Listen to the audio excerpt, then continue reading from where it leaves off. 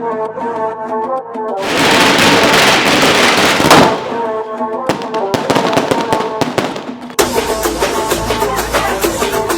Expect చేసిన దాని చాలా డబల్ ఉంది సినిమా. అది బోయపాటికి శివుడు ఆవాహించాడు. ఓం నమ శివాయ. అసలు ఆయన క్యారెక్టర్ గురించి బోయపాటి గారి కంటే ఎక్కువగా ఎవరు చెప్పలేరు అసలు.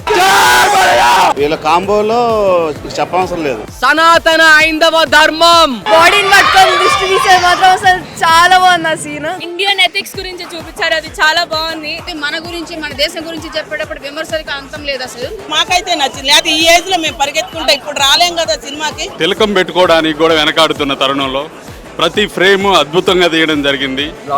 సినిమా ఒక్కొక్క సీను గూస్ బంప్స్.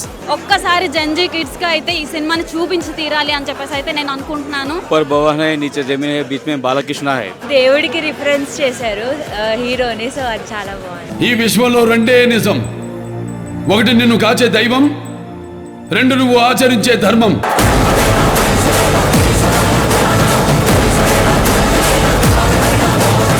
సినిమా ఇంత బాగుంది కదా, నెగటివ్గా ఎందుకు వస్తుంది అన్న ఒక చిన్న అనుమానం వచ్చింది. యాజ్ అ జర్నలిస్ట్గా దైవత్వానికి అమ్మతనానికి మధ్య ఉన్న ఆ కొడుకుగా ఉన్న ఆ సెంటిమెంట్ అద్భుతంగా పండింది. కళ్ళలోంచి నీళ్ళు వచ్చాయి.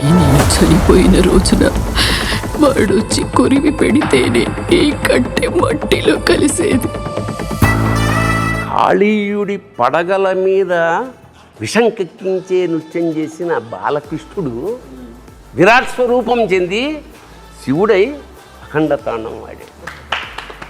హాని చేయాలన్న ఆలోచన కలిగితే చాలు, ఆ పరమేశ్వరుడు ఆడే తాండవమే అఖండ తాండవం. ఆయన ఎలా ఉన్నారో అలాగే ఆయనలో దైవత్వం చూపించడం అనేది చాలా గొప్ప విషయం. ఒక అఘోర 12 సంవత్సరాల పాటు 14 సంవత్సరాల పాటు అష్టదిగ్బంధంలో ఉండి అష్టసిద్ధి సాధన సాధించి బయటకు వచ్చిన వాడు ఎలా ఉంటాడు?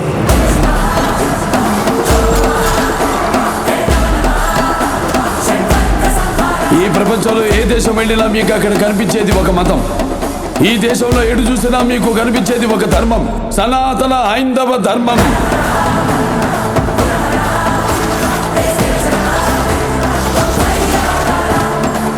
ఈ దేశంలో పుట్టిన, ఈ దేశపు గొప్పతనం తెలుసుకోవాలనుకున్న ప్రతి ఒక్కడూ ఈ చిత్రం చూసి తీరాల్సిందే.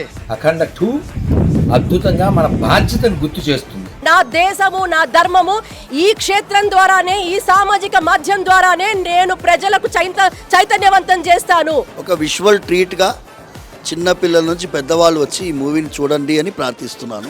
సమాజానికి ఉపయోగపడాలని చెప్పి ఒక ఆలోచనతో మూవీ తీయడము, నిజంగా వారికి ఆలోచన ఎట్లొచ్చిందో, నిజంగా పరమేశ్వరుడే వారికి వాళ్ళు కూడా లీనమై వారితో తీయించునని నేను అనుకుంటున్నా మూవీ చూసిన తర్వాత. ఈ అఖండ 1, అఖండ 2తో మాత్రమే ముగించకుండా ఇది అఖండ 3, అఖండ 4, అఖండ 5 వరకు ఆ పంచభూతాలకి సాక్షిగా ఈ 5 భాగాలుగా తీయవలసిందిగా నేను బోయపాటి శ్రీను గారిని మనస్ఫూర్తిగా కోరుకుంటున్నాను.